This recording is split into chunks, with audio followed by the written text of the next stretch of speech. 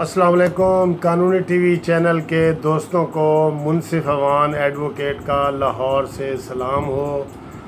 आज जो दोस्तों तब्दीली की बात हो रही है तो आज तब्दीली पे ही बात करेंगे, लेकिन ये तब्दीली जो है ना, ये वो वाली तब्दीली नहीं है जो इमरान ख़ान वाली है। ये तब्दीली उसके बरक्स है, उसके उलट है।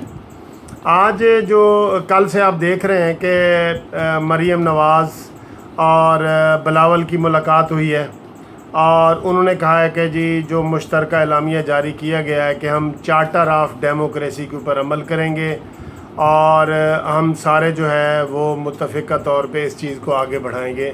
और दूसरी जो बात उन्होंने तय की है वो ये है कि इस बजट को असम्बलियों से मंजूर नहीं होने देंगे।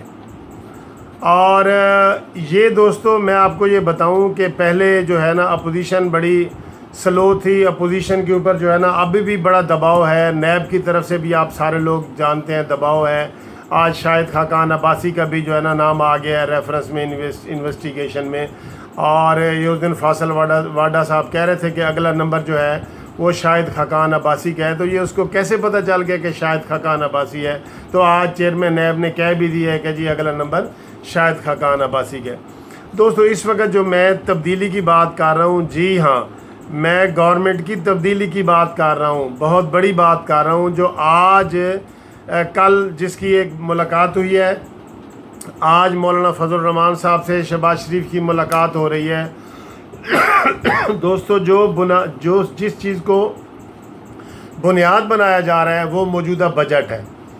बजट में आप तमाम दोस्त जानते हैं कि बजट को किसी कोने से पजीराई नहीं मिली, किसी तबके से पजीराई नहीं मिली। स्टूडेंट हो, ताजिर हो, मज़दूर हो, किसान हो, किसी ने भी, किसी एक तबके ने भी नहीं कहा कि ये अच्छा है। इवन जो पीटीआई की अपनी हुकूमत के लोग हैं वो ख़ुद कह रहे हैं कि जी ये बड़ा मुश्किल बजट है, अगले साल जो है ना बड़ा अच्छा आएगा।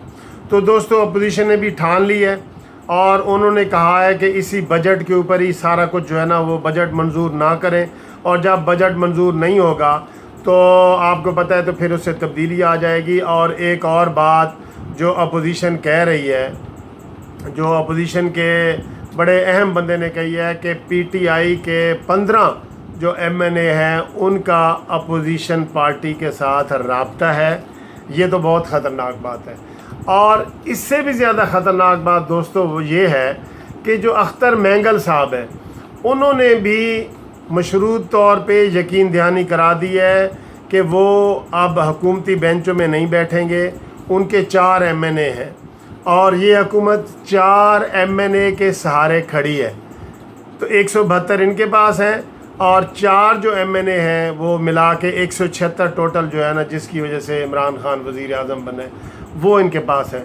तो अगर अख्तर मैंगल को माइनस कर दिया जाए, और आज जो एक और डेवलपमेंट हुई है वो बड़ी ख़तरनाक है गवर्नमेंट के हवाले से कि एएनपी के रहनुमा जाहिद खान साहब ने ये मुतालबा किया है कि अगर पीपल्स पार्टी और नून लीग इत्तेहाद करने में मुखलिस हैं तो वो मुखलिस होने का सबूत दें।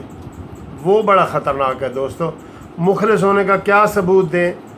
चेयरमैन सेनेट संजरानी साहब की छुट्टी कराएं, क्योंकि सेनेट में तो आपको वैसे ही पता है कि अक्सरियत जो है वो अपोजिशन की है, पीपल्स पार्टी और नून लीग की है, वहाँ तो वो है ही नहीं।